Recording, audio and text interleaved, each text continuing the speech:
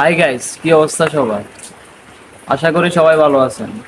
কিন্তু আমরা ভালো নাই, কারণ আমরা একটা প্রাকৃতিক দুর্যোগের মধ্যে পড়ে গেছি।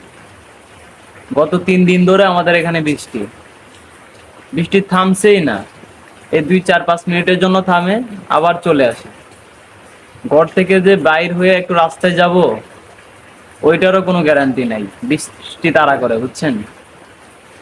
এই যে দেখেন, আমি দেখাই, পিছনের ক্যামেরা দিয়ে দেখাই আমি। এই যে দেখেন, গুড়ি গুড়ি বৃষ্টি। মানে এই আজকে 3 দিন ধরে এরকম বৃষ্টি আছেই, মাঝে মাঝে আবার অনেক জোরেও নামে।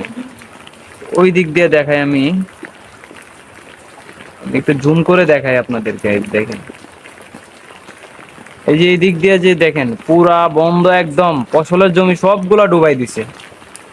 চারিদিকে শুধু পানি আর পানি হয়ে গেছে। এটা বন্যার পানি না, এটা হচ্ছে বৃষ্টির পানি, বুঝছেন? বৃষ্টির পানি।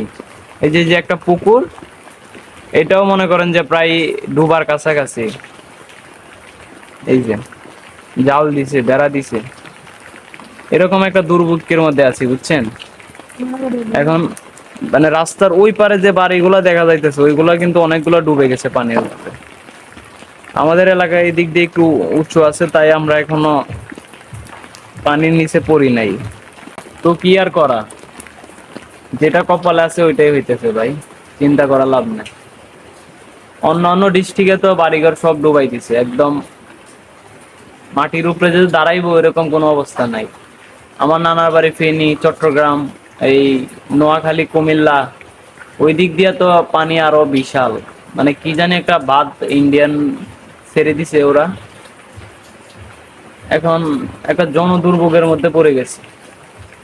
3 দিন ধরে বৃষ্টি থামতেছেই না। একটু হাট বাজারে যাবে মানুষ, ছাতা ছাড়া বাও নাই। আর বৃষ্টির মধ্যে তো মানুষ ঘর থেকেই বাইরে হইতে চায় না। দেখেন তো,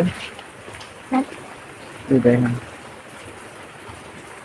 বাড়ি ঘর থেকে বের হওয়ার কোনো চান্সই নাই। আমি এখন একটা খামারের মধ্যে আছি, এই যে খামারের মধ্যে বৈশা ওইদিকে দেখতেছি কিরকম পানি। কিচ্ছু করার নাই, কপালে যেটা আছে ওইটাই হবো, সবই আল্লাহ তাআলা দিচ্ছে।